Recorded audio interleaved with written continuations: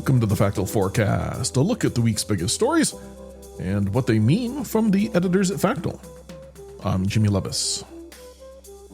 Today is October 2nd, and in this week's forecast, we've got the troops deploying in Portland, Oregon, a rail strike in Italy, a party leadership election in Japan, parliamentary elections in Syria, and an air controller strike in France.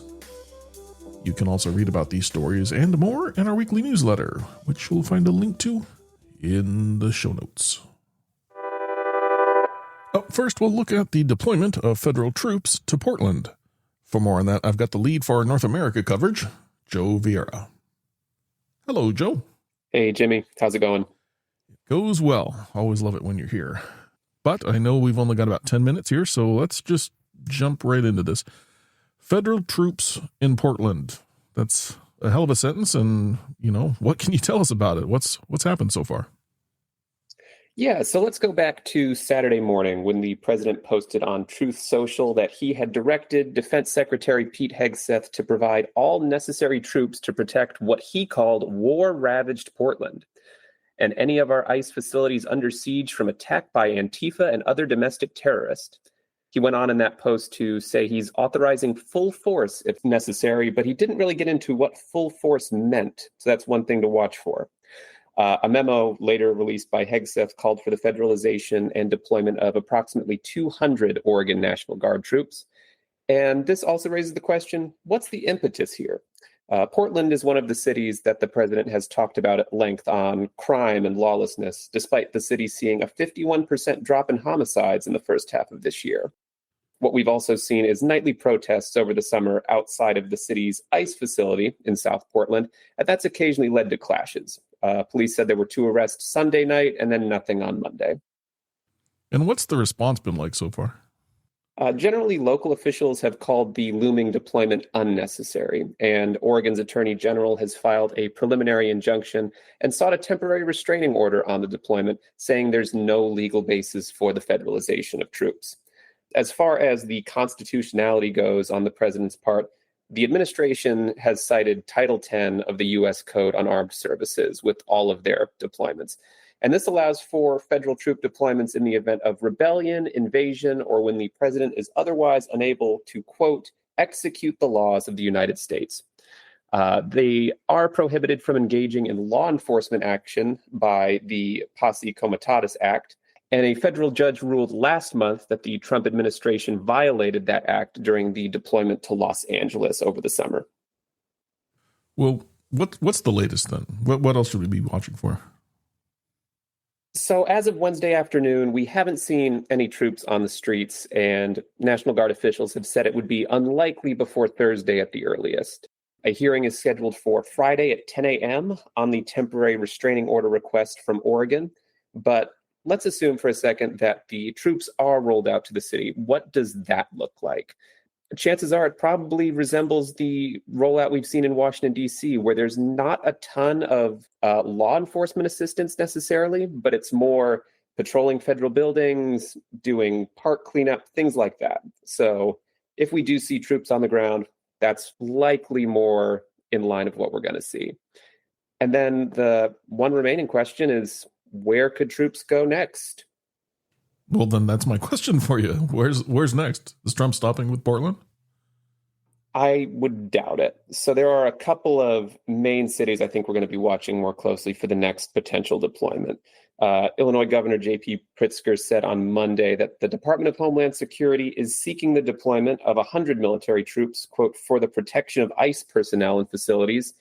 And that move would come on the heels of Operation Midway Blitz that was announced by ICE last month to conduct immigration raids and arrests across the Chicago area. You may remember Trump saying, quote, Chicago is a hellhole right now in his comments on the city. Trump has also floated St. Louis, Oakland, and Baltimore in recent weeks as potential deployment opportunities. And he's also mentioned New Orleans. And in New Orleans, you have Republican Governor Jeff Landry requesting to activate up to 1,000 Louisiana National Guard personnel earlier this week, citing violent crime rates in that city, Baton Rouge, and in Shreveport. So I'd say Chicago and New Orleans are probably the next 2 we're looking at. Well, Joe, we'll pause there for today, but I I doubt heavily that this will be the last time we talk about this situation. But until then, thank you so much for your time and for keeping an eye on things for us. Appreciate it. Always here to bring you the cheery news, Jimmy. One of Italy's largest unions has called for a 24-hour rail strike starting tonight. It's scheduled to run until 9 p.m. tomorrow. The move marks the latest in a series of strikes calling for action from the Italian government over Gaza. Rome has stopped short of recognizing Palestinian statehood, with Prime Minister Meloni saying that it could only happen if the Israeli hostages were freed and Hamas removed from government. The strike will impact services run by Trenitalia, Trenord, and Italo, and companies have warned the walkout could lead to timetable changes before and after the designated strike times. Italy guarantees regional rail service during strikes on weekdays from 6 a.m. to 9 a.m. and 6 p.m. to 9 p.m. Now, mass disruption is expected throughout tomorrow, and Italian rail companies have warned customers to check digital channels in advance for cancellations and rail replacements. The next strikes impacting railway services have been called for October 8th and October 21st. Additionally, further protest action is highly likely as trade unions continue to express anger over the Italian government's perceived lack of action on Gaza. Japan's ruling Liberal Democratic Party will elect its new leader on Saturday. That person is expected to replace the country's outgoing Prime Minister, Shigeru Ishiba. Earlier this month, Ishiba announced his decision to step down after the ruling coalition lost parliamentary majority in July's upper house election. A total of 5 contenders have been announced, including frontrunners former Economic Security Minister Sanae Takaichi and Farm Minister Shinjiro Koizumi, both of whom ran in a party leadership race in September. The winner of the race is expected to become Japan's next prime minister and navigate challenges, including persistent inflation, heightened regional tensions and relations with the United States, as well as rebuilding the party as it's been battered by a series of slush fund scandals. Now, both of the candidates leading the polls have promised changes in the country's fiscal policies if they win the race. The conservative candidate, Takaichi, has vowed to increase spending and tax cuts, as well as restarting nuclear power plants and screening foreign investment in sensitive industries. If elected, she could also become Japan's first female prime minister. On the other hand, the son of a prominent political family, Koizumi, could become the country's youngest leader in the post-war era if elected. He's pledged to boost wages and productivity to counter the cost of living crisis. Syria will hold its parliamentary elections on Sunday. It'll be the first since the ousting of former longtime President Bashar al-Assad this past December.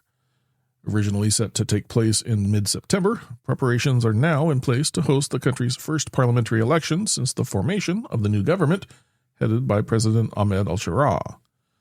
A third of the 210 seats in the Syrian parliament are set to be appointed by him, while the remaining two-thirds will be selected by the respective electoral bodies. Foreign observers are also expected to be allowed into the country to oversee the voting process. Now, these elections will be key in laying the framework for the future democratic building of the country and in reshaping Syria's foreign policies aimed at overhauling decades of crippling economy and civil war. The incumbent government has pledged to represent Syria's varied ethnic and religious population in the election process, including the Kurdish majority in the north and Druze majority in the southeast. Sectarian violence has come as a constant source of concern in the country after a series of deadly fighting broke out in Latakia with the Alawite minority in March and in Sweda with the Druze population in July. Accordingly, analysts will be observing whether al-Sharaa is able to fully include his country's diverse population in the new parliament. French Air Traffic Control Union SNCT will hold a national 3-day strike starting Tuesday. That after last month's action was suspended due to the fall of François Bayrou's government. The union confirmed it will go ahead with next week's strike, calling for better work and pay conditions. According to the union's notice, workers also demand changes in their profession's requalification plan and safety measures. Now, the strike is expected to bring many flights to a halt across the country, with people urged to check with their airlines before traveling to airports. The strike also comes while the government, now headed by Sébastien Lecornu, tries to finally present the budget, which needs to be finished by the end of the month. As always, thank you for listening to the Factal Forecast. We publish our forward-looking podcast and newsletter each Thursday to help you get a jump start on the week ahead. Please subscribe and review wherever you find your podcasts, and we'd love it if you'd consider telling a friend about us. Today's episode includes work from Factal editors James Morgan, Hua Shea, Agnese Bufano, and Jess Fino.